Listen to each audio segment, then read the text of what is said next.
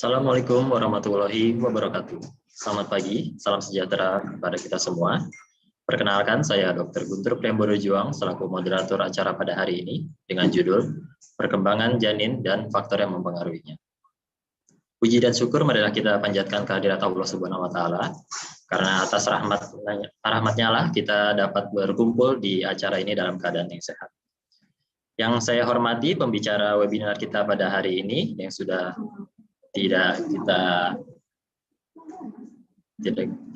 kita kenal, Dr. Bambang Abimanyu, spesialis obstetri dan ginekologi konsultan feto maternal. Serta kepada seluruh peserta sekalian, saya ucapkan selamat datang dan selamat menyaksikan acara webinar pada pagi hari ini.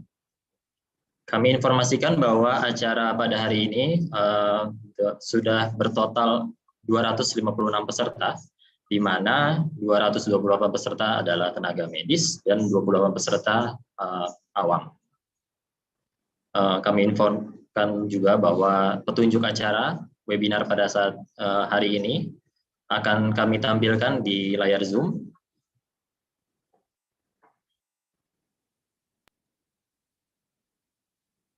Yang pertama, peserta menggunakan nama sesuai dengan registrasi, lalu mic dan speaker peserta dalam keadaan mati atau mute selama acara berlangsung. Lalu bila ada pertanyaan dapat diajukan melalui kolom chat atau Q&A. Peserta dimohon untuk tidak mengisi kolom chat selain mengajukan pertanyaan, dan peserta tidak perlu melakukan absensi di kolom chat karena absensi akan otomatis direkam oleh sistem. Sertifikat diberikan untuk peserta Zoom yang mengikuti hingga akhir acara dan mengikuti acara sesi kedua, yaitu pada tanggal 3 April 2021. Info lebih lanjut dapat diakses melalui link yang tertera di layar Zoom atau di Instagram kami di @ppdsopgyn.ul. Sebagai pemberitahuan bahwa seminar awam dan nakes hari ini merupakan serangkaian acara dari sesi divisi feto maternal, di mana materi pertama tentang peran perkembangan janin dan faktor yang mempengaruhi akan disampaikan pada hari ini, dan sesi kedua akan disampaikan pada hari Sabtu 3 April 2021 yang disampaikan oleh Dr. Robianur, spesialis obstetri dan ginekologi konsultan feto maternal dengan judul Acara Kebutuhan Nutrisi Ibu dan Hamil. Kami informasikan juga bahwa sertifikat hanya akan kami berikan kepada peserta yang mengikuti 2 acara webinar tersebut. Baik, sebelum kita memulai acara inti, marilah kita berdoa terlebih dahulu agar acara yang kita laksanakan pagi ini dapat berjalan dengan lancar. Berdoa menurut kepercayaan masing-masing. Berdoa dimulai.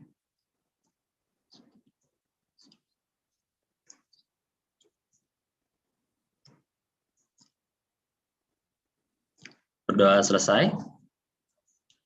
Selanjutnya, saya akan mengajak peserta semua untuk mengaktifkan videonya. Kita akan mengabadikan acara hari ini dengan foto bersama. Baik, silakan dinyalakan videonya. Apakah sudah nyala semua?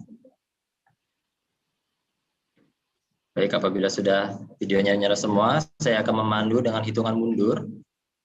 Baik, 3, 2, 1. Sekali lagi.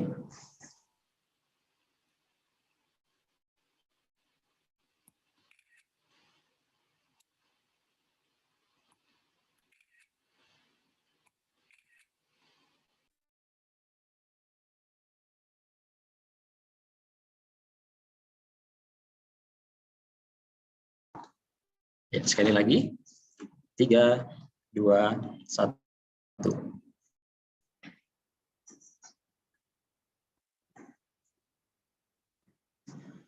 Oke. Baik, sekarang kita akan memasuki acara inti dalam webinar hari ini. Sebelumnya saya akan membacakan kurikulum vitae dari Dr. spesialis obstetri dan ginekologi konsultan feto maternal.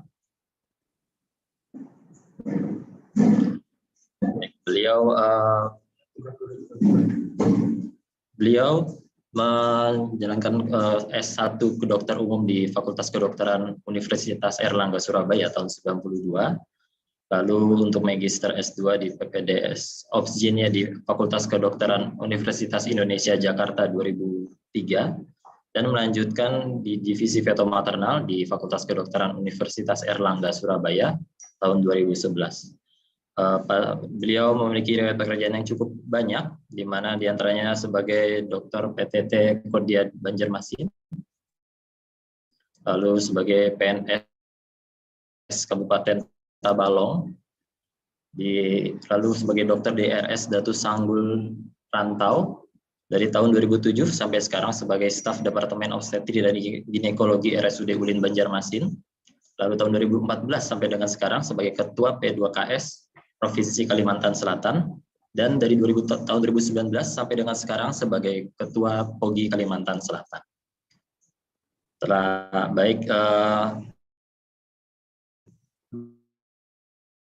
Beliau sudah sangat ahli di bidang feto maternal dengan banyaknya pengalaman, maka kepada Dr. Bambang Abimanyu.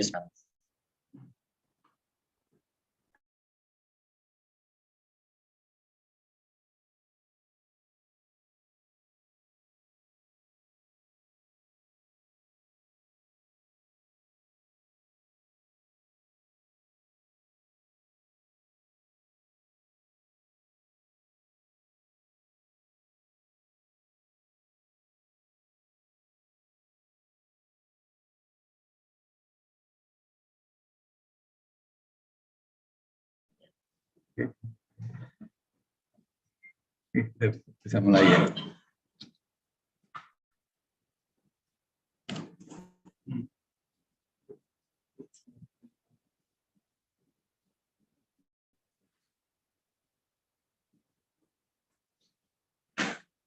Gimana? Sudah bisa mulai ya? Ya, ya nggak apa-apa. Nanti sementara Mas ya. Oke, selamat pagi. Assalamualaikum warahmatullahi wabarakatuh. Saya ucapkan yang terhormat para peserta seminar awam dan nakes SMF Objin ya Banjarmasin. Saya ucapkan terima kasih kepada Pak Ogi yang sudah merencanakan acara ini dengan baik dan lancar. Topik saya hari ini tentang ini faktor yang mempengaruhi perkembangan janin. Ya. Izinkan saya memakai masker ya. Kita rame-rame di dalam satu ruangan. Jadi topik ini topik yang sangat menarik ya. Mungkin selama ini kalau kita sebagai tenaga nakes yang berhubungan dengan ibu hamil, mungkin banyak di sini ibu bidan, teman-teman sahabat dokter selalu mendapat pertanyaan, bagaimana kondisi janin saya? Ya, pertanyaannya begitu, saya boleh makan ini atau tidak? Gitu. Kalau saya sakit flu, panas, bayi saya bagaimana? Kalau ke kita biasanya bayi saya baik-baik saja atau tidak, dok? Gitu. Ya.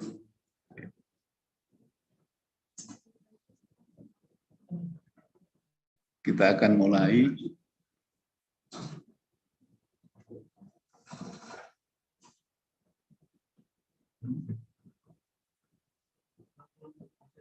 Oke. Oke.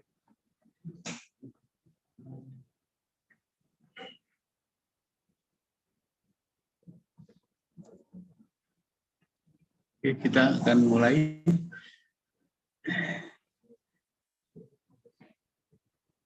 Saya kira sudah jelas enggak? Ya. Oke, Pak slide berikutnya Pak, enggak jalan.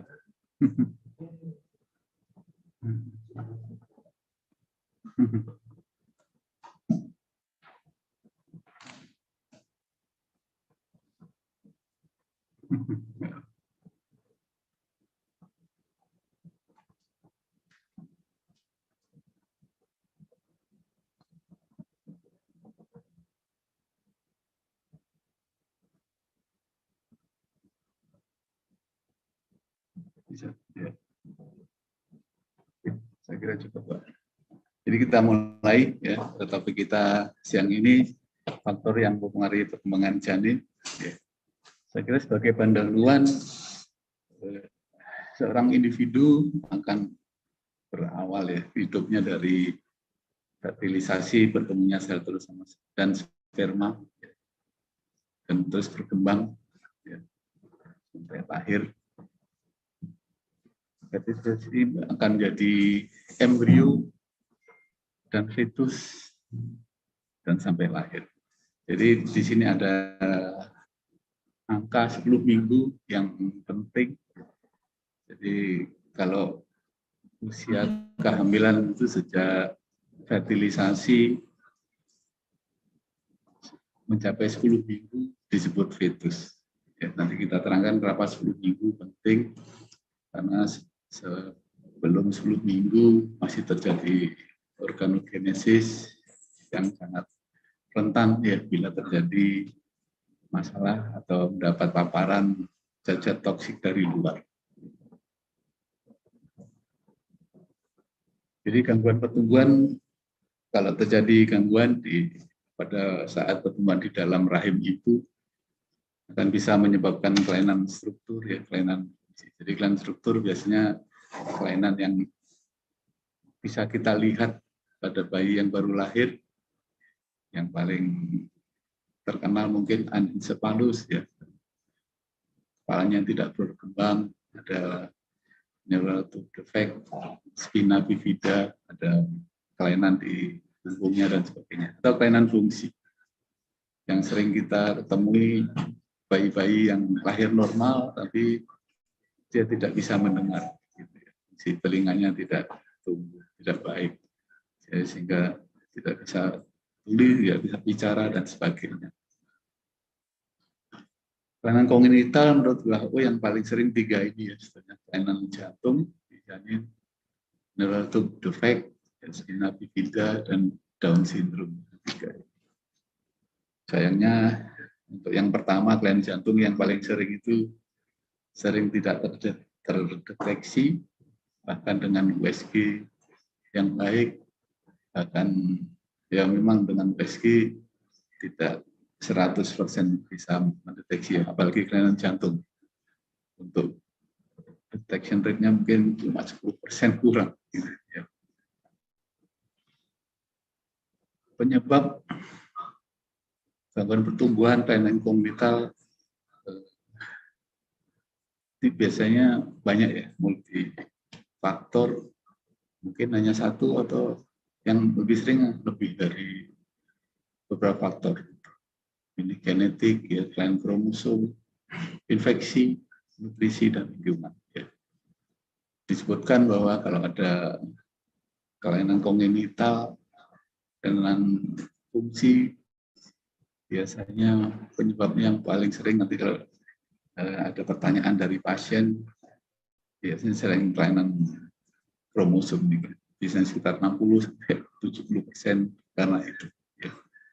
Jadi kelainan karena infeksi, nutrisi, lingkungan, racun, dan suatu obat-obatan itu hanya porsinya kecil. Ya. Nanti kita terangkan kenapa. Ini saya kira gambar bagaimana perjalanan kita dulu ya, sejak bertemunya, sejak fertilisasi ya, harus menempuh untuk satu sel itu jalan yang sangat panjang ya, walaupun akhirnya hanya berapa senti ya. Contohnya pada hari kedua, ketiga, kalau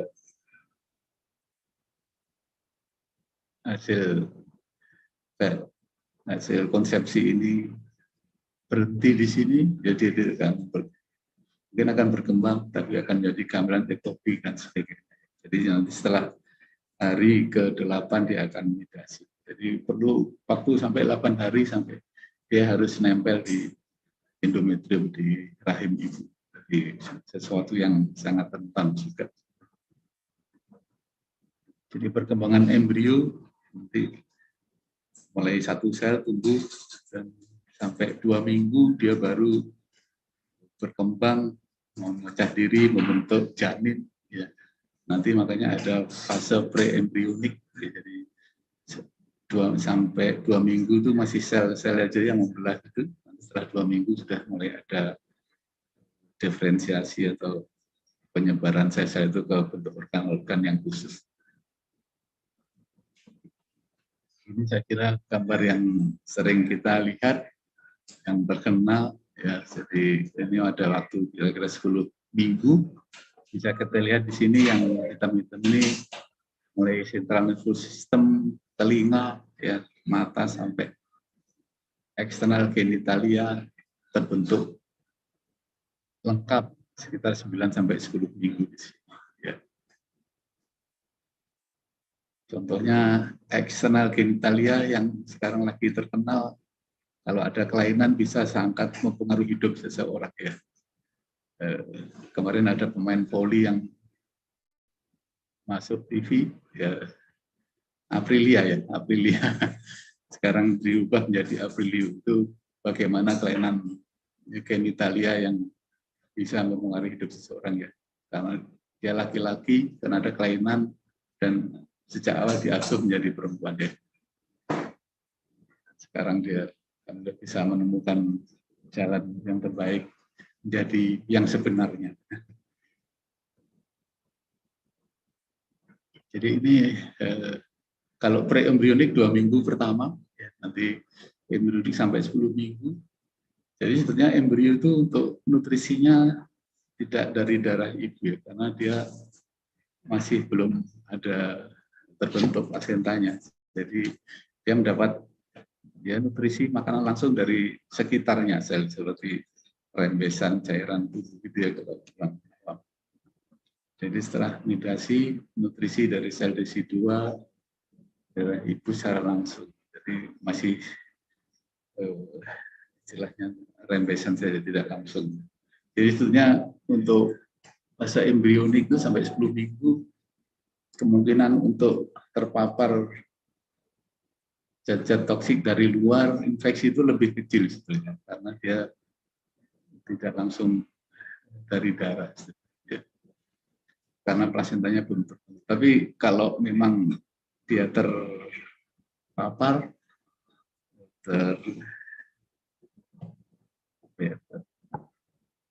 terkena gitu ya, terkena zat itu, dia akan menjadi kelainan yang sangat berat ya, karena masih dalam fase embriogenesis.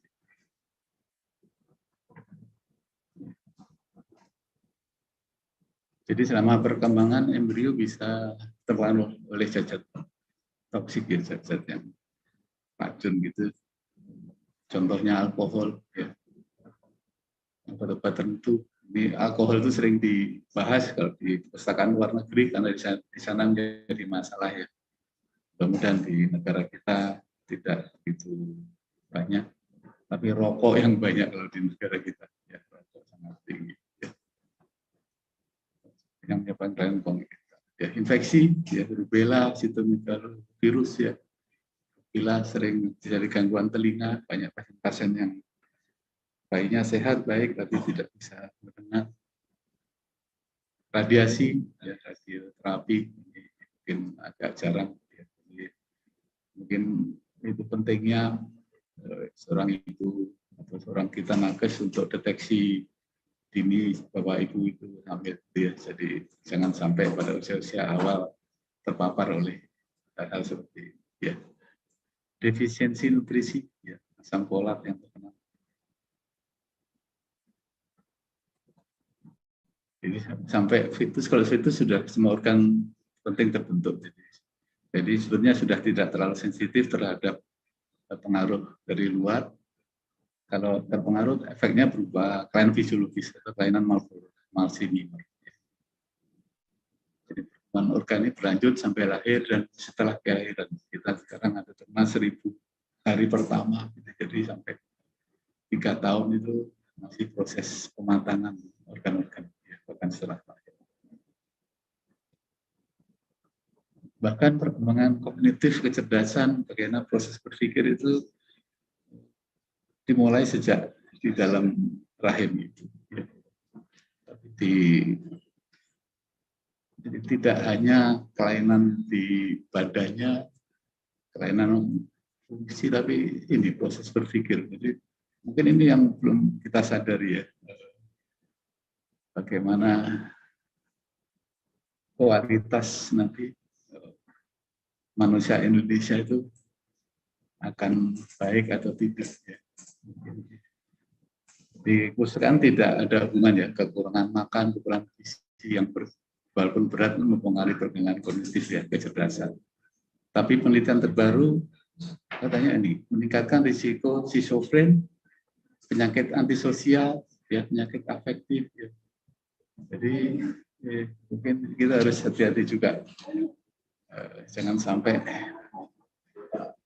masyarakat kita banyak yang antisosial, ya, suka berkelahi, banyak perkelahian massal, ya, dan sebagainya. Mungkin karena gangguan di perkembangan di intrauterin. Ya.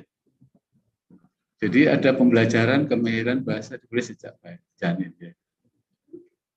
Jadi bayi itu bisa mendengar sejak di perut ibu, ya, dan mereka sudah belajar. Jadi ada bukti kalau ibunya sehari-hari dia mendengar bahasa Inggris, dia akan sangat mudah belajar bahasa Inggris, walaupun dia besarnya di Indonesia. Gitu. Atau dia sudah bisa mengenal suara ibunya sejak lahir. Ini pertumbuhan pentingnya gizi, ya. Ini di buku ANC terbaru bisa dilihat di sini bagaimana pentingnya mengukur berat badan ibu, ya, berat badan ibu. Ini bentar, maaf, ini pertumbuhan janin, ya, pertumbuhan janin. Bisa dilihat di sini bagaimana harus diukur pertumbuhan janin di buku ANC itu ada. Bayi berat lahir rendah meningkatkan risiko schizofren, katanya di pustakaan yang pernah diteliti. Ya. Jadi bisa diukur secara sederhana dengan perabaan tinggi fundus, ya. Jadi ini ada perabaan tinggi fundus buku ANC yang terbaru, ya, yang terbaru. Nanti yang terbaru seperti ini, tinggal nyenteng-nyenteng saja. Ya. Dan teman-teman dokter umum akan dilibatkan di buku ANC yang baru ini. Ya. Nanti diharapkan bisa melakukan USG sederhana di puskesmas. Ya, ada itu USG trimester pertama, ketiga. Jadi kalau ada masalah bisa dideteksi secara cepat. Jadi faktor-faktor yang mempengaruhi perkembangan janin tidak hanya obat, racun, genetik dan sebagainya, tapi mungkin hal di luar itu, ya, yang mungkin berpengaruh tidak langsung. Yang pertama adalah kemiskinan. Keadaan sosial yang rendah, yang buruk, biasanya antenatal care-nya juga tidak baik. Ya. Bagaimana ANC yang bagus untuk menuju pusat kesehatan aja mungkin susah dan sebagainya. Ya, biaya banyak.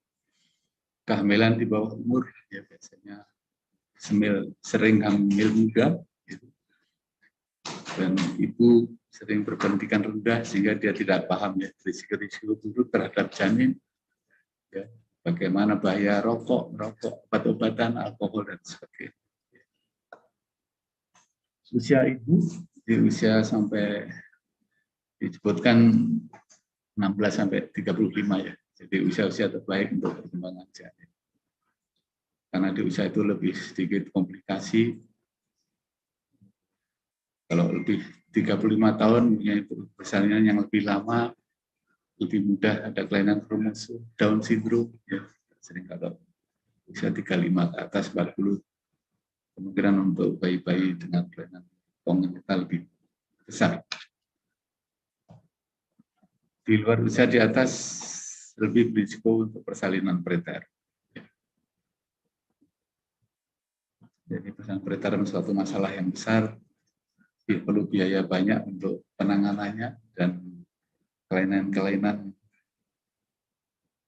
setelah dewasa sering juga ada. Penggunaan obat, ya, obat-obatan yang sering dibahas. Sekitar, kalau di Amerika sekitar 5%, ya, fetus di Amerika terpapar oleh obat-obatan yang diminum.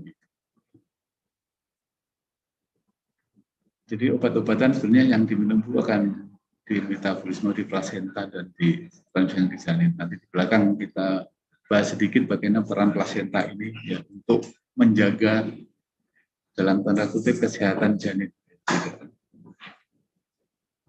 Biasanya sering dibahas ya masalah obat-obat ini kalau di perpustakaan luar. Kita cepat aja, mudah-mudahan di negara kita tidak tambah banyak. Kanabis ya, terdapat risiko kelainan janin, berat lahir rendah, kematian janin, irritabilitas ekstrim, rewel, ya, pastinya tidak rewel terus. Ya. Risiko sudden infant death syndrome, ya sering berhenti napas mendadak, mengganggu pertumbuhan janin prematur. Ya. Sebenarnya tidak banyak ya pengobatan penggunaan ini tidak mengurangi kematian perinatal, tapi janin lebih katanya diteliti dia lebih ringan sekitar 200 gram pada ibu-ibu yang tidak mengkonsumsi kanabis ya, ganja. Ya. Panjang badan lebih pendek, kepala lebih kecil dan sebagainya. Opioid ya, yang sering sekarang sudah banyak narkoba, ya. Efek ke bayi sangat berat, menghambat pertumbuhan, kematian janin, kelainan kongenital, prematur, abortus, dan sebagainya. Banyak kelainan-kelainan yang berat. Ya. Sindrom infant death, sudden infant death syndrome, ya, sering tiba-tiba berhenti napas dan sebagainya. Disfungsi neurologi, kejang gangguan tidur, tremor, ya, jadi ya, sudah terpapar oleh narkoba opiat ini sejak kokain juga ini kita bahas sama. Jadi ini cacat yang kalau di luar negeri menjadi pembahasan yang hangat ya, yang banyak karena bagi si Amerika sering banyak terpakai sehingga menjadi masalah bagi mereka. Alkohol ya, mungkin di Indonesia ada juga, mudah-mudahan ibu-ibu hamil tidak banyak ya di Indonesia pemakaian alkohol. Kalau di luar negeri ini menjadi masalah ya, gangguan pertumbuhan otak janin, menurunkan panjang badan, berat badan ya, kurang kepala, tentunya kecerdasannya juga ya. Ada istilah di sana fetal alcohol spectrum disorder ya, janin-janin yang lahir dari ibu yang mengkonsumsi alkohol. Jadi ada perilaku agresif, kecerdasan rendah dan saat. Nah ini yang merisaukan kita ya sebetulnya. Tembakau di Indonesia rokok sangat populer. Entah kenapa tembakau rokok ini kalau di luar negeri mungkin sudah orang malu-malu ya merokok itu. Mereka sembunyi-sembunyi, ya mereka malu seperti dianggap orang yang dalam kasarnya bodoh gitu, ngapain merokok. Tapi di Indonesia kok masih menjadi kebanggaan kalau merokok. Akhirnya kecanduan sejak sampai tua. Ya.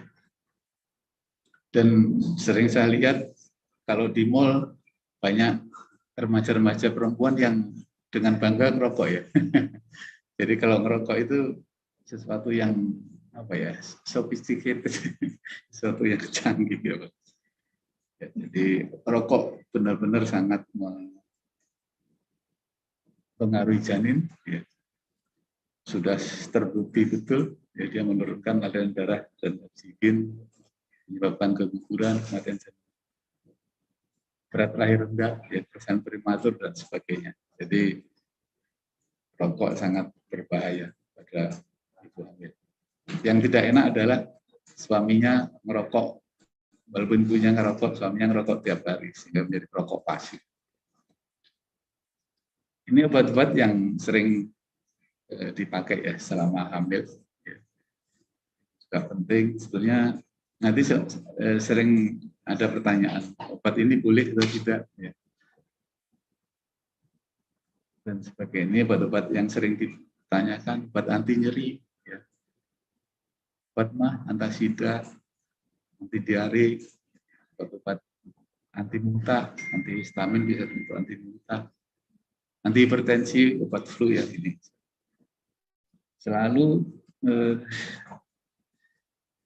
prinsipnya kalau obat-obatan yang sering dipakai selama hamil bisa digunakan asal kegunaannya, manfaatnya besar. Ya. Jadi kalau tidak diminum akan sangat mengganggu ibunya atau malah janinnya. Contohnya obat-obat anti kejang, ibu yang dengan epilepsi, ya. Walaupun sudah ada bukti mengganggu janin, tapi harus diminum dengan penyesuaian. Anti nyeri, ya paracetamol, ibuprofen, aspirin. Ibuprofen aman, ya. Aspirin juga aman, ini sering dipakai di luar negeri, di Amerika. Antasida tidak. Jadi kata-katanya selalu begini di pustakanya. Bukan aman, tapi tidak diketahui efeknya terhadap janin. Selalu begini. Ya. Karena kita tidak pernah meneliti di kedokteran obat ini diberikan ibu hamil, yang lain tidak, dibandingkan bayinya bagaimana, gitu enggak. Selalu pakai data empiris. Anti diare sebetulnya ada kata-kata tidak aman, ya, tapi buktinya juga tidak ada. Tapi kalau memang diarenya berat, perlu obat yang cepat, bisa diberikan. Anti diare kan kalau berat harus diinfus dan sebagainya. Antihistamin itu anti muntah, ya, tidak terbukti, ya, berhubungan dengan kelainan janin. Boleh diberikan, ini sering nanti muntah. Biasanya kita sudah tinggal terapi dan sentral baru, bahkan yang Anfomir, Mediamir yang beredar itu sangat membantu ibu untuk mengatasi mual muntahnya pada trimester pertama. Anti hipertensi, jadi ini hati-hati, ACE inhibitor sangat berbahaya, sudah terbukti akan mengganggu pertumbuhan ginjal janin dan konsekuensinya oligohidramnion, gangguan matulasi paru, ya, dan sebagainya. Jadi yang sering kita pakai metildopa, nifedipin, ya, yang aman. Biasanya kita perlu antihipertensi tidak lama pada pasien hamil, ya, tentang preeklamsi. Biasanya kalau yang kronis sering dokter penyakit dalam yang obat flu boleh digunakan dengan hati-hati. Kalau sangat perlu boleh diminum, tapi kalau tidak, ya, kalau dipustakan kalau bisa diganti yang lain boleh, yang air hangat, jeruk dan sebagainya, jahe. Ini yang mungkin sudah sering kita lihat, ya, di buku tentang obat-obatan. Ada obat-obat kategori untuk ibu hamil, untuk kehamilan, ya, kategori A, B, C, D, dan E. Kata-katanya selalu begitu, tidak terbukti, tidak menunjukkan risiko bagi janin. Contoh yang C, pada studi binatang menunjukkan efek samping bagi janin. Sedangkan pada wanita hamil belum ada studi terkontrol, jadi tidak akan pernah ada studi terkontrol, ya. Jadi ini yang penting, hanya digunakan jika manfaatnya lebih besar dari risiko yang mungkin terjadi.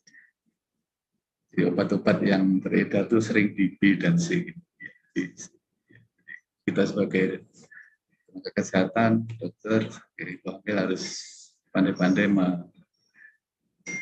memilah menggunakan obat. Saya pernah dapat kasus ibu yang dengan kelainan psikis, ya, yaitu kalau tidak minum obat, cemas dan sudah sampai parah, dia ada keinginan untuk bunuh diri. Jadi pasiennya datang dengan, "Dok, saya hamil muda, anak ketiga, saya sudah minum obat diberi oleh dokter ahli jiwa, saya lupa jenisnya, banyak sanak, ya, seperti itu. Dok, saya memilih minum obat ini daripada hamil. Jadi saya ingin digugurkan saja anak yang ketiga. Ya, gitu. Tapi pada waktu itu saya tidak langsung. Saya cari di pustakaan dan ternyata ada studi, ada penelitian di Inggris yang meneliti 100 orang yang minum obat itu. pada saat hamil. Ternyata di sana buktinya cuma ada 1 atau 2 dari 100 itu yang kelainan kongenital. Dan kesimpulannya kelainan itu belum tentu karena obat itu. Itu saya copy dan saya sampaikan ke pasien tersebut. Pasiennya untung berpendidikan ya. Oke, setelah membaca itu, pasiennya setelah kontrol mukanya cerah ya, lebih. Ya, Dok, saya tetap minum obat. Sudah lapor ke dokter jiwanya, diberitahu, disesuaikan dosisnya, kehamilannya diteruskan. Sudah sampai 9 bulan, bayinya sehat, bagus, tidak ada masalah. Ya. Dan anaknya laki-laki, anak yang 1-2 perempuan, jadi dia senang punya anak laki-laki. Jadi itu contoh bagaimana kita menggunakan obat ya, jika matanya bisa dari risiko yang mungkin terjadi. Mungkin bisa sebagai contoh bagaimana kita menggunakan obat pada ibu hamil. Ya.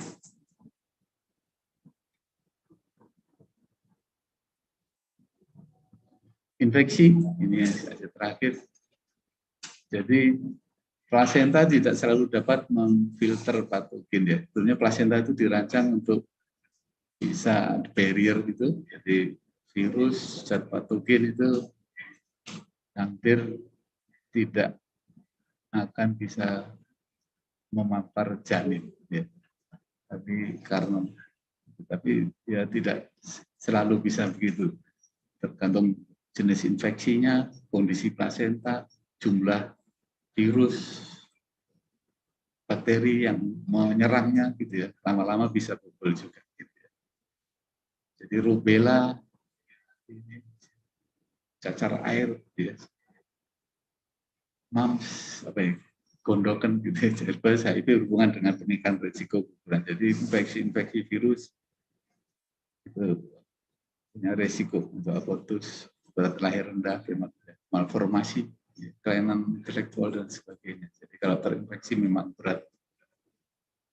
Infeksi HIV jika tidak ditangani ada risiko 10-20% akan menginfeksi janin. Ya. Kita sering menangani kasus-kasus dengan ibu yang HIV positif, tapi kalau ditangani baik, ibunya minum obat-obat ARV, persalinannya ditangani dengan baik, bayinya juga minum profilaksis, kemungkinan menular ke bayi akan turun hanya menjadi 10 kali lipat, 1-2% saja. Bakteri, parasit dapat melewati plasenta dan menginfeksi janin seperti malaria, tuberkulosis. Ini yang terkenal toksoplasma, toksoplasmosis. Jadi perlu diketahui kalau di masyarakat kalau ada kelainan yang disalahkan toksoplasma. Sebenarnya toksoplasma itu hanya salah satu ya. Jadi penyebab yang sangat kecil, penyebab yang lain sangat banyak. Infeksi janin lebih rendah pada usia kehamilan dini, tetapi jika terjadi akan berdampak pada. Tadi sudah disampaikan karena pada usia 10 minggu bawah itu tidak langsung dapat dari darah ibu ya. Teorinya infeksi ini sampai ke janin, ke embrio lebih kecil. Tapi jika terjadi akan berdampak berat dan fatal. Nutrisi sangat penting ya. Sekarang sudah banyak penelitian concern kita terhadap mikronutrien ya, vitamin D, magnesium dan sebagainya ya. Ini kalau di buku KI yang baru bagaimana pertumbuhan berat naiknya berat badan itu menjadi hal yang penting sehingga harus diukur tiap NC. Yang kurang ya dari 10 kilo 20 pon katanya meningkatkan risiko dari prematuritas dan bayi berat lahir. Dan nanti ini ada materi tersendiri ya, saya kira yang minggu ke depan materi yang menarik oleh Dr. Robi bagaimana nutrisi pada ibu hamil. Nah ini yang kurang disadari juga ya, stres ibu bisa mempengaruhi janin. Ya. stres bisa di tingkat komunitas, keluarga, masalah keuangan, dan sebagainya. Kalau akibatnya berat juga ya. Jadi menyebabkan masalah tingkah laku dan perilaku sosial ya. Ya, sebentar lagi selesai. Jadi jangan sampai ya. Jadi tidak hanya bakteri, makanan, barang-barang dan sebagainya. Kesehatan psikis, kesehatan jiwa itu sangat penting untuk kehamilan. Ya. Kalau di orang Jawa sering kalau istrinya hamil, suaminya jangan ini, jangan itu. Mungkin ya itu ada betulnya. Kalau suaminya tingkah lakunya macam-macam akan mempengaruhi stres istrinya. Jadi ini memang ada buktinya secara ilmiah. Ya, cacat berbahaya dari lingkungan, ya, macam toksin, ini yang timbal yang sering ya, merkuri, dioksin, polusi udara ini yang mungkin terjadi di Indonesia, di kota-kota besar ya, Jakarta. Pestisida, ya, bensin, mungkin yang banyak nanti pestisida, polusi udara, merkuri, ya, timbal sekarang bensin sudah nggak ada timbalnya, cat atau timbal sudah mulai ditinggalkan. Ya. Bisa menyebabkan kesalahan preterm, klien komunitas ya, penyakit neurodevelopmental. Ya. Bagaimana menghindari toksin yang terjadi? Ya kita pilih ya. Tapi sekarang kimia yang sering kita gunakan sudah selalu diawasi ya, sehingga tidak banyak mengandung bahan-bahan yang berbahaya. Ya. Kualitas air ya, ini penting juga. Mungkin tidak kita sadari ya, air sangat penting karena kita minum tiap hari ya. Mungkin di Kalsel, mungkin nanti harus teliti bagaimana kualitas air yang baik ya. Orang yang minum di pam, di minuman kemasan, bagaimana keluaran bayi. Ya. Pestisida mencuci bersih makanan, buah dan sayur, tidak hanya untuk menghindari toksoplasma, tapi juga pestisida yang dipakai ya. Menghindari bahan pembersih dan lain dengan nafik toksik. Perang plasenta, ini dua slide terakhir. Jadi plasenta yang normal adalah sekat yang semipermeabel ya, yang menjadi penghalang semua patogen dan zat berbahaya. Tetapi penghalang ini tidak sempurna karena plasenta juga harus melewatkan zat yang digunakan janin untuk tumbuh. Jadi selalu ada yang bisa lewat. Dosisnya pas dan aktif. Dosis yang diterima janin tergantung dari jumlah yang ditransfer plasenta, yang di metabolisme, dan ini yang tidak enak, metabolisme janin juga belum sempurna. Sehingga kalau ada zat berbahaya masuk akan lama di tubuh bayi. Ya. CO2, timbal dan sebagainya. Ya, ya ini terakhir. Ya, saya kira nggak terlalu lewat waktu ya.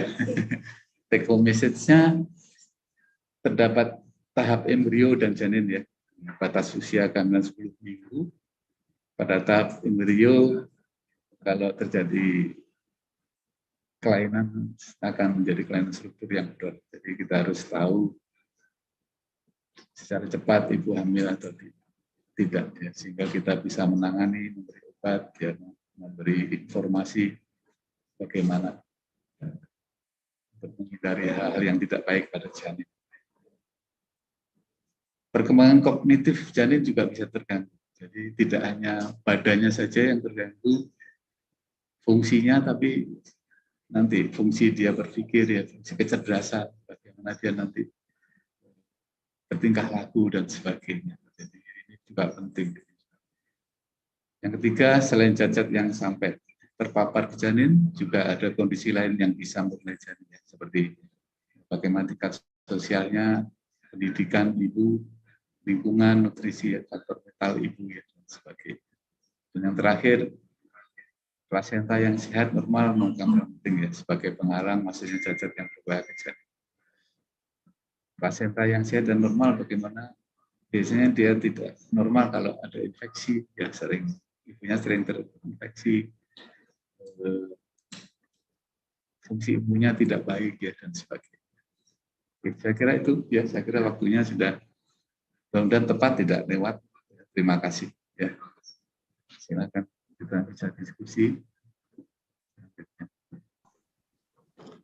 Baik, telah kita simak bersama-sama penjelasan yang sangat menarik dan rinci dari Dr. Bambang mengenai bagaimana perkembangan janin dan faktor-faktor apa saja yang dapat mempengaruhi perkembangan tersebut. Dan sepertinya dok, dari kolom chat sudah banyak pertanyaan, akan kami bagi menjadi 2 sesi, di mana satu sesinya akan kita pilih 4 pertanyaan, akan kami tampilkan di layar untuk pertanyaannya.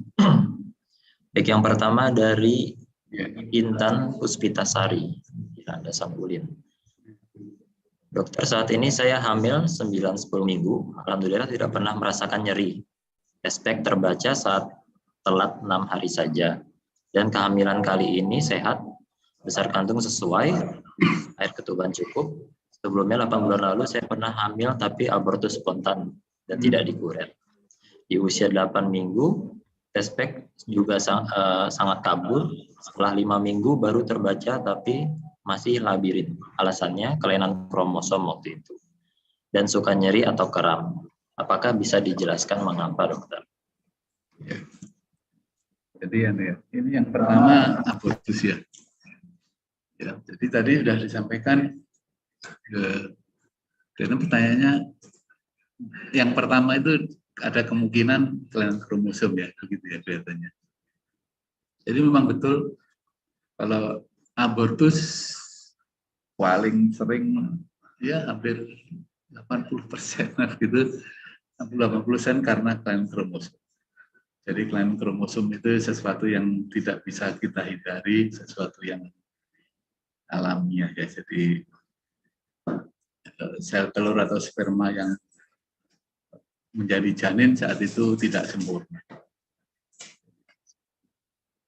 Biasanya kehamilannya 12 minggu ke bawah, janinnya tidak nampak ya.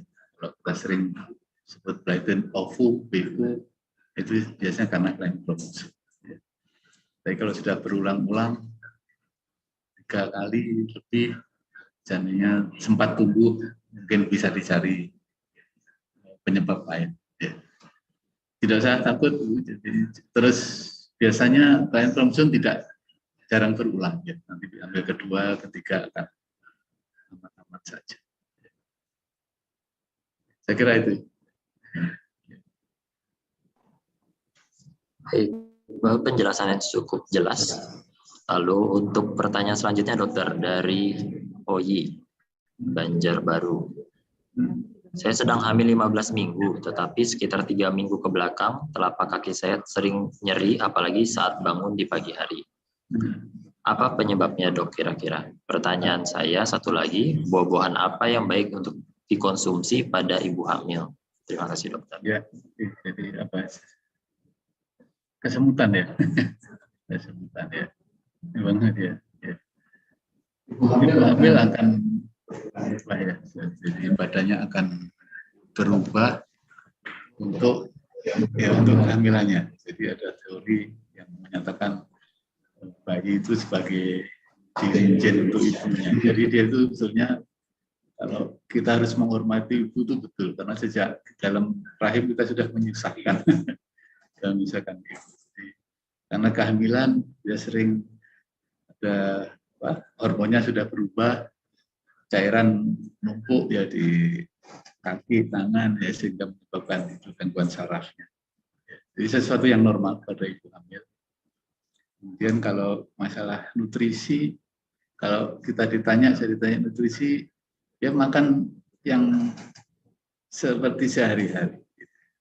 Jadi kalau saya waktu kecil dulu sudah puluhan tahun yang lalu diajari 4 sehat 5 sempurna, itu sesuatu yang masih relevan. Ya. Jadi kita manusia diciptakan untuk makan semua. Jadi ya makan sayur, buah, semuanya dimakan karena kita perlu semuanya dari itu. Ya.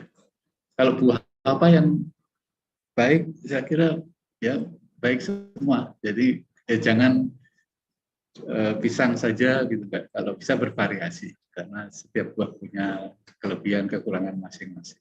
Ya. Ya, sarannya kalau masih trimester pertama jangan yang terlalu merangsang lambung ya, terlalu asam ya.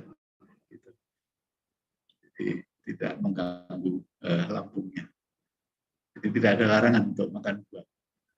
Sering pertanyaan durian. Durian boleh nggak boleh. Jadi asal wajar seperti sehari-hari. Ya jangan makan langsung 5 biji gitu. Jadi makan yang wajar, sayur, buah, ya, susu. Gitu. Oke, saya kira itu ya pertanyaannya. Jawabannya. Baik, jadi untuk kaki kesemutan itu biasanya fisiologis gitu ya. Lalu untuk buah-buahan selama masih dalam batas wajar diperbolehkan asal tidak berlebihan. Oke, yang selanjutnya pertanyaan dari Rizky Fatmala di Banjarmasin. Jika bayi lahir tepat waktu atau tidak kurang bulan, namun berat badan rendah, apakah tetap disebut prematur, dokter? Iya. Terima kasih. Jadi yang disebut prematur itu waktunya tidak sampai cukup bulan ya, itu prematur.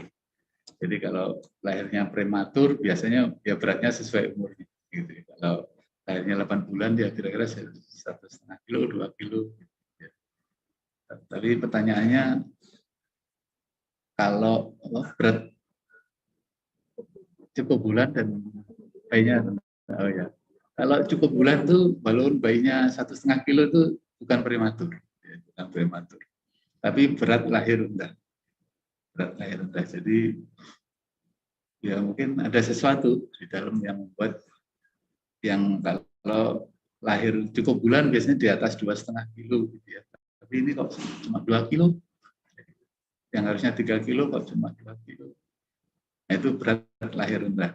Biasanya ada sesuatu. Ya, ada masalah pertumbuhan di dalam rahimnya. Tadi sering banyak tadi disampaikan berat lahir rendah itu ya apa saja penyebabnya ya.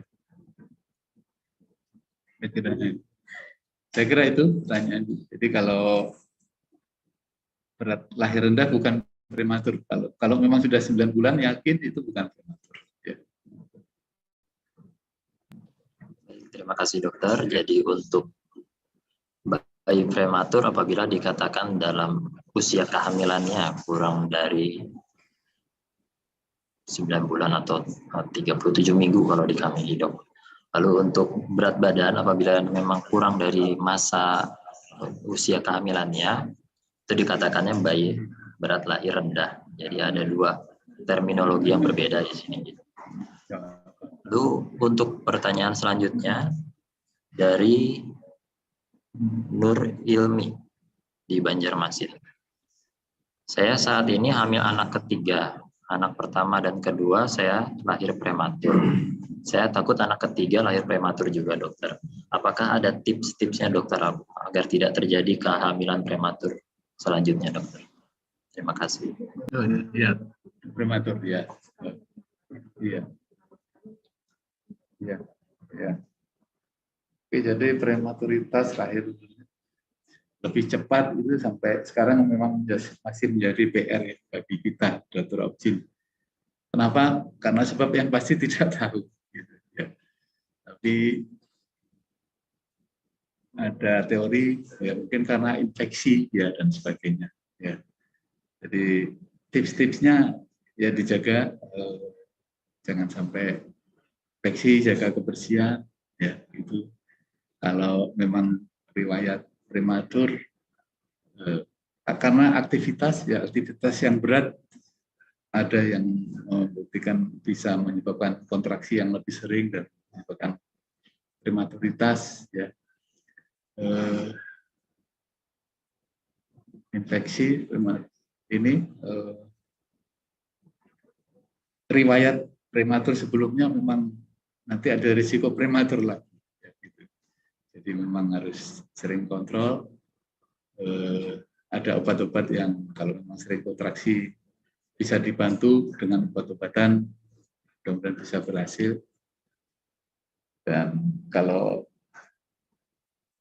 untuk persiapan lahir prematur, kita bisa beri persiapkan bayinya untuk lahir prematur, ya, beri obat suntikan untuk pematangan paru, ya, dan sebagainya. Jadi untuk ibu sarannya jangan beraktivitas terlalu berat, jaga kebersihan, ya, supaya tidak terjadi infeksi, sering kontrol. Dan satu lagi, kalau kontrol kita bisa tahu kondisi mulut rahim dan sebagainya. Jadi kalau lahir prematur berulang-ulang, ada kemungkinan mulut rahimnya sudah terbuka lebih awal, harus ada diikat dan sebagainya. Jadi banyak hal yang harus dicari. Jadi sampai sekarang memang jadi masalah, ya, jadi PR bagi kita. Saya kira itu. Baik, terima kasih dokter atas penjelasannya. Jadi untuk masalah kehamilan prematur selanjutnya, mungkin memang ANC-nya berarti dari ini agar dapat terpantau perkembangan dan pertumbuhan janinnya, sehingga apabila ada permasalahan-permasalahan yang mungkin akan timbul bisa diantisipasi. Mungkin seperti itu gitu. Baik, kita lanjutkan ke sesi kedua dari diskusi siang ini. Pertanyaan selanjutnya dari Dr. Vicky di Semarang. Dari jauh nih, Dok. Assalamualaikum dokter, ada bayi pasien usia 1 bulan dengan leukosit 70.000 dan antibodi IgM dan IgG-nya positif. Selama hamil, ibunya hanya memeriksa kadar tokso saja. Indikator penilaian TORCH yang lain tidak diperiksa. Hasil toksoplasma IgG positif. Saat kadar CMV, IgM dan IgG positif, sang ibu baru cek kadar CMV, didapatkan hasil IgG yang positif. Yang ditanyakan dokter, bayinya tersebut apakah tertular saat dalam kandungan atau setelah melahirkan? Lalu apabila antibodi IgG rubella dan CMV-nya positif, IgM-nya negatif, apakah akan mempengaruhi kondisi janin? Mungkin pertanyaan mengenai infeksi TORCH pada kehamilan. Iya, oke. Jadi kita sering, baru saja di sini ada kasus seperti ini, ya. Jadi ada bayi yang rasanya prematur dan yang menemukan malah di bagian pediatri, ya, bagian pediatri. Mereka meriksa bayinya yang lahir ternyata memang positif. Pertanyaannya waktu kamu diskusi, kenapa kok nggak bisa dicegah, cegah supaya tidak tertular. Jadi kalau di bidang obstetri memang agak repot, ya. Ya, caranya pada prinsipnya selama hamil ya jangan sampai terinfeksi. Jangan sampai terinfeksi macam-macam. Salah satunya yang TORCH ini, itu seperti rubella. Caranya, ya analoginya seperti orang naik sepeda motor. Kalau nggak pengen cedera kepala, pakai helm. Gitu. Jadi, sama, kalau pengen nggak terinfeksi toksoplasma, ya jangan makan mentah, kan gitu, ya. Dicuci yang baik. Dan, ya di pusaran juga gitu. Yang paling penting ya edukasi, cuma hanya edukasi, diberitahu bahayanya, cara mencegahnya dan sebagainya. Nanti hasilnya ya mudah-mudahan tidak terinfeksi. Jadi memang agak repot, ya, masalah infeksi. Ya, saya kira itu, ya, untuk kita. Sampai sekarang sebetulnya kalau ada kelainan komunital, ya memang bisa infeksi ini jadi salah satu penyebab. Tapi jangan sampai semua masalah karena semua kelainan hanya karena infeksi ini. Tapi banyak tadi disampaikan hal-hal lain. Mungkin ada yang belum saya terjawab, ya, betul pertanyaannya. Ada pertanyaan apa yang dari pertanyaan Dr. Inder?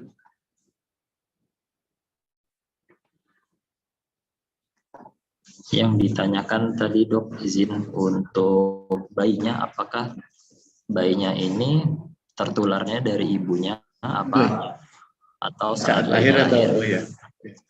Kemungkinan itu biasanya infeksinya kronis ya, dia harus melewati saluran plasenta dan sebagainya. Tertularnya pada saat hamil, Kalau akut jarang sampai dia langsung ada, apalagi imunnya muncul gitu ya, biasanya kan kalau baru lahir kan langsung diperiksa. Jadi itu munculnya lama, kronis saja kehamilan. Jadi usahanya memang yaitu jangan sampai tertular pada saat hamil. Saya kira itu. Baik, terima kasih dokter. Ya. Lalu kita lanjut ke pertanyaan selanjutnya dari Ruseti Erni Mulyani di Palangkaraya, Kalimantan Tengah. Pertanyaan saya, apa saja yang dapat kita lakukan atau berikan jika ibu hamil sudah terpapar jadi perokok pasif untuk menghindari adanya masalah pada janin dan bayi nantinya, selain memberikan nasihat pada keluarga yang merokok? Terima kasih dokter. Ya, kalau memang tidak ingin mendapat risiko atau bahaya dari merokok, ya jangan sampai merokok.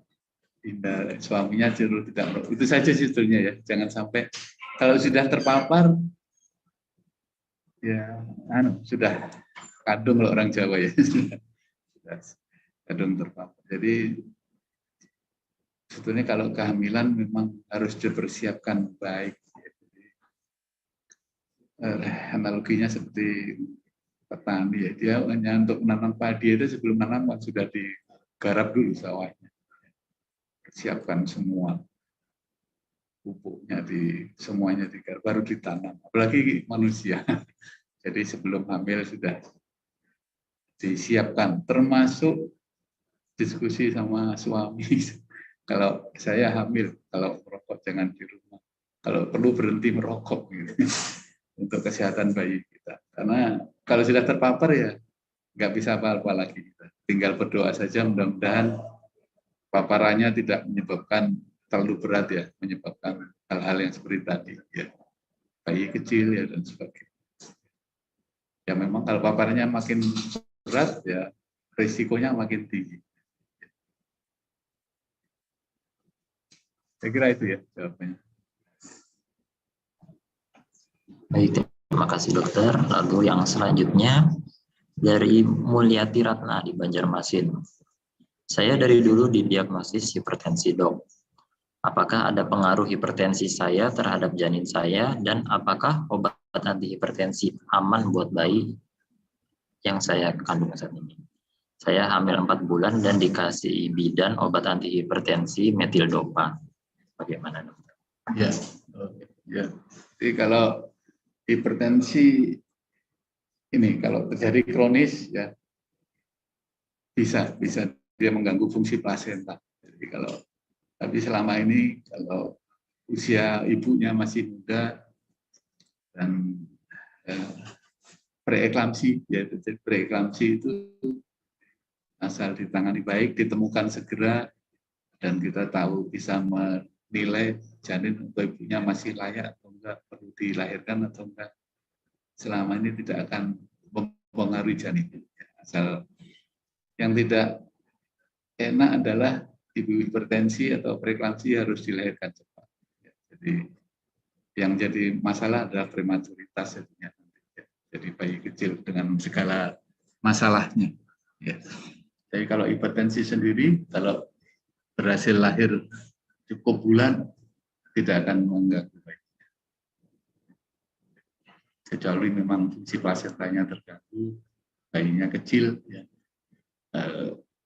Pertumbuhan janinnya terhambat, ya bisa mengganggu. Nanti mungkin ada teori Baker itu kalau ada masalah di rahim ibu, walaupun lahir normal, sehat, tapi akan nanti setelah dewasa bayi-bayi itu akan mudah ada hipertensi, ya, diabetes dan sebagainya, jantung itu bisa. Itu hal-hal itu didapat pada saat di dalam rahim ibu dulunya. Obat hipertensi aman, ya, metildopa, nifedipin itu aman itu. Dan yang sudah terbukti adalah AC inhibitor, tapi itu sudah dikenal, jadi jarang dipakai, digunakan untuk itu. Topril itu tidak baik itu. Jadi yang kalau metildopa aman.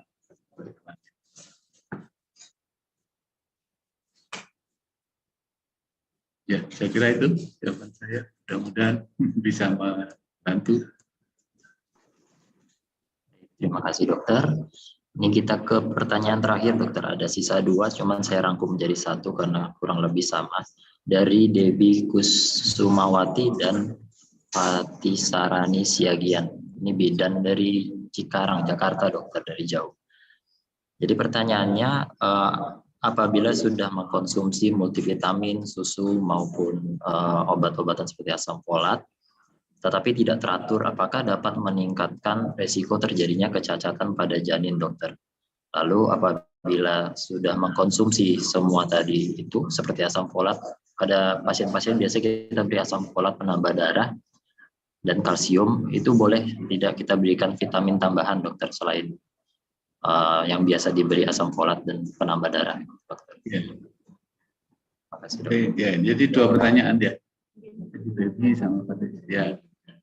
Jadi yang 8 dulu, jadi ini masalah nutrisi ya. Mungkin nanti sesi yang akan datang itu minggu depan, jadi akan dibahas lebih rinci ya.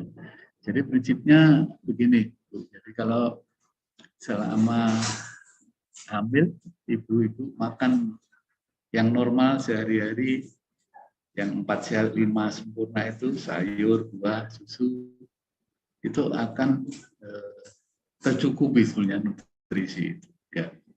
Jadi kalau multivitamin, obat-obat tambahan, dan lain-lain itu yang namanya sebenarnya suplemen. Ya. Jadi kalau kita jaga-jaga, kalau dari makanan sehari-hari tidak cukup, bisa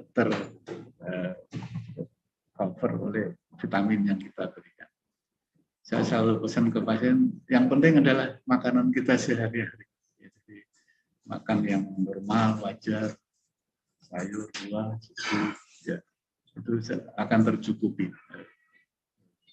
nutrisi. Ya. Memang di pustakaan yang paling sering kurang itu adalah zat besi, dan sebenarnya itu saja, zat besi, asam folat. Itu kenapa pemerintah itu ada selalu sangat ya, program ya pemberian FE itu, karena di Amerika pun nggak tahu kenapa zat besi ini sering masih kurang ya. Dan yang terakhir, yang terbaru ada vitamin D gitu ya. Lagi booming, jadi mikronutrien itu penting juga. Sudah diteliti hampir semua ibu di Indonesia ini walaupun mataharinya berlimpah, kekurangan vitamin D di badannya. Dan vitamin D itu sangat penting untuk metabolisme ibu, untuk pertumbuhan janin. Ya. Jadi mudah-mudahan ya, jadi dengan makan dan minum yang cukup teratur, 4 sehat 5 sempurna akan mencukupi. Jadi nggak usah takut kekurangan. Suplemen boleh, ya telat-telat 1-2 hari nggak apa-apa. Ya, tapi kalau minum lebih bagus. Ya. Pertanyaan nomor 9 apa ya tadi ya, saya lupa. Pertanyaan nomor 9, vitamin tambahan dokter. Apabila pasien sudah diberikan asam folat, berikan obat zat tambah darah maupun kalsium, bolehkah diberikan vitamin tambahan lain dokter? Imun, ya, oke. Boleh, sebenarnya boleh, tapi sebenarnya nggak usah berlebihan ya, karena ya seperti percuma. Jadi yang walaupun kita minum vitamin banyak, yang diserap tubuh yang diperlukan saja, yang lainnya akan dibuang. Jadi menghabiskan uang yang nggak perlu gitu. Ya. Tapi kalau sebetulnya dengan makan sehari-hari, vitamin dari yang vitamin ibu hamil itu sebenarnya sudah cukup ya untuk menambah imun. Ya, tapi kalau untuk menambah yang sebenarnya vitamin C apa sudah lengkap di vitamin yang ada di preparat yang ada di ibu hamil itu sudah cukup. Ya. Saya kira itu ya dari saya pertanyaan. Jawabannya. Terima kasih atas penjelasannya dokter. Mungkin sudah cukup jelas penjelasan dari dokter Bambang. Untuk lebih rincinya mungkin bisa kita ikuti nanti di sesi kedua tentang nutrisi ibu hamil di tanggal 3 April tahun 2021 ini. Baik, diskusi yang sangat menarik antara pembicara dengan peserta webinar pada hari ini. Izinkan saya untuk menyimpulkan acara pada pagi hari ini. Jadi gangguan perkembangan dan pertumbuhan janin itu adalah multifaktorial. Penyebabnya bisa dari berbagai macam hal, baik dalam biologi, psikososial ibu juga sangat berpengaruh, dan pengaruhnya akan mempengaruhi hal yang buruk kepada janin ke depannya. Bisa menjadi abortus, persalinan preterm, bahkan bayi dengan berat lahir yang rendah. Lalu kunci untuk mengatasinya tadi adalah ANC yang berkualitas dan terpadu. Ya. Baik, saya ucapkan terima kasih kepada Dr. Bambang, spesialis obstetri dan ginekologi konsultan feto-maternal atas paparan materinya yang sangat menarik. Terima kasih juga saya ucapkan kepada seluruh peserta yang sudah mengikuti acara ini dengan baik. Tidak lupa juga saya ucapkan terima kasih yang sebesar-besarnya kepada Departemen Obstetri dan Ginekologi RSUD Ulin Banjarmasin dan panitia terkait yang telah menyelenggarakan dan membantu menyukseskan acara pada hari ini. Kami informasikan kembali kepada para peserta yang berhak mendapatkan sertifikat adalah peserta yang mengikuti 2 sesi webinar hari ini dan tanggal 3 April nanti dan sudah mengisi link pretest dan posttest. Sebagai pemberitahuan kembali bahwa acara webinar selanjutnya akan diselenggarakan pada tanggal 3 April 2021 dengan pembicara Dr. Muhammad Robianur, spesialis obstetri dan ginekologi konsultan feto-maternal dengan judul Kebutuhan Nutrisi Ibu Hamil. Baik, tetap pantau dan ikuti media sosial kami di Instagram @ppdsopgins.ulm, di mana informasi-informasi mengenai webinar, cara pendaftaran dan link pendaftaran akan kami bagikan di sana. Demikianlah serangkaian acara webinar kita hari ini. Saya Dr. Guntur selaku moderator acara webinar pada pagi hari ini mengucapkan mohon maaf yang sebesar-besarnya apabila terdapat kesalahan maupun kekurangan dalam menjadi acara moderator pada hari ini. Mari kita berjuang bersama dalam menuntas rantai penularan COVID-19 dengan tetap patuhi protokol kesehatan 5M, memakai masker, mencuci tangan, menjaga jarak, menjauhi kerumunan, dan membatasi mobilisasi. Akhir kata, saya Dr. Guntur Priambodo Juang, terima kasih, selamat siang, dan sampai jumpa di sesi selanjutnya. Wassalamualaikum warahmatullahi wabarakatuh.